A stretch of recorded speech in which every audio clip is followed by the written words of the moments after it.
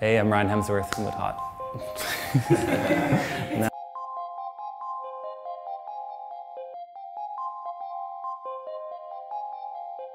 Yeah, I guess I kind of came up on remixes at first for a while.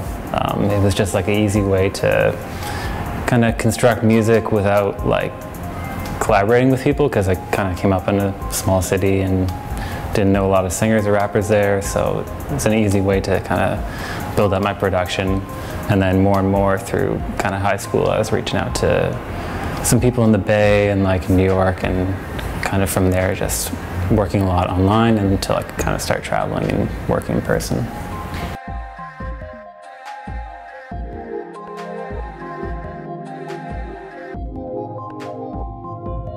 I did like a Frank Ocean remix like, I guess like 7 years ago or something like that, but that was the first time that I kind of, it like went on all the blogs, and I was like in university at the time, and I was like in class checking like the fader and my name was on there. I was like, oh shit, like this is a real thing. Yeah, I guess this is like the most I've ever really worked on anything, let alone like an album, but I think a lot of the time was just spent traveling more and spending a lot more time in other cities, like kind of splitting my time between LA and Atlanta. Because I was pretty comfortable in Toronto working there and working with the people that I knew there, but it was just more kind of trying to force myself into a studio for like a month or two at a time, and just inviting whoever in and ask them to bring somebody next time, and it kind of just built through that. For finding artists, that's something that I've kind of, I don't know, I've always enjoyed that, and I started a label a couple of years ago just for like, you know, anybody that I find I can kind of sign for a single or for an EP or whatever. But as a producer, I don't know, I definitely like try to just build a network of people that I know kind of wherever between here and London and whatever. So I kind of keep in touch with everybody and see who's listening to what, and from there just sort of reach out to people. And honestly, a lot of collaborations just start through like DMing someone or sending an email and growing from there. If I want to collaborate with somebody, I think definitely like a sense of melody is pretty key for me. Like, I don't know, I use a lot of samples and kind of weird like video game sounding synths and stuff like that. So I feel like it kind of, somebody who can sing on top of that or bring some melody into that can complement it pretty well. So I think that's definitely an important thing for me.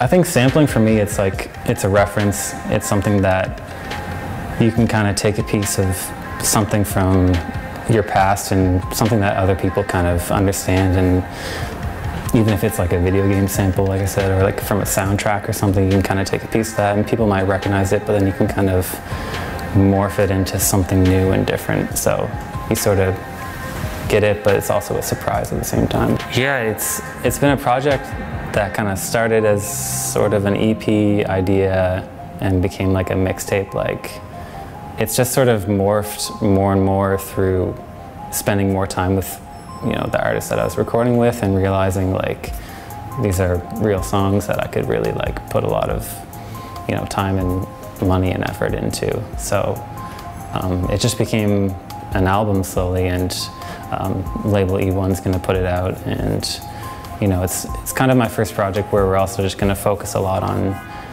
trying to bring it to radio and take it to the next level, which I've kind of always been on SoundCloud and on the internet for, you know, ever since I've been putting stuff out. So trying to take it to the next level. I don't know, I think part of me really likes doing mixes, just like 45-minute, hour-long mixes. It's like a easy outlet to like really kind of take people on a musical journey in a way. Like, I can kind of throw in a lot of like, you know, movie soundtrack sounds and stuff that I like and grew up on, and also combine it with like a lot of R&B or rap that I'm listening to at the time, and it sort of makes it a weird combination of sounds, and somehow it kind of works in like a hour-long format. So I like doing that kind of thing. Overwhelm yourself in every way, like wake up and check what's released that day and work on your own music at the same time, and try not to get too like bogged down by everything that's happening. It's definitely like a constant challenge. I think even as a listener, it's hard to keep up with everything that releases every week. So I really like PNB Rock. That's someone that I've been definitely wanting to work with at some point. Definitely the new Neff the Pharaoh mixtape, G Perico. A few of those guys Neff I've been following for a while, and I don't know, there's definitely something in that sound that I always kind of gravitate towards.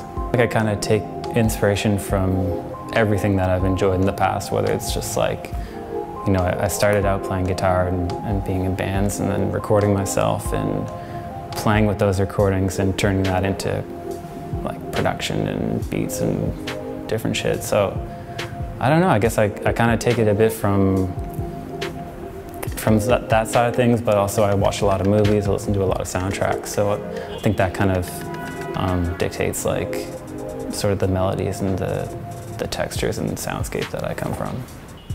There's a lot of people in Atlanta there that it would be cool to collaborate with. I think TM88 is someone who's always kind of on that threshold. You know, he has that sound that can go to the radio, but he kind of pushes it just with like weird sound effects and kind of takes it an extra step where I think it allows other producers to thrive more. So something like that I definitely admire. I guess I kind of come from a lot of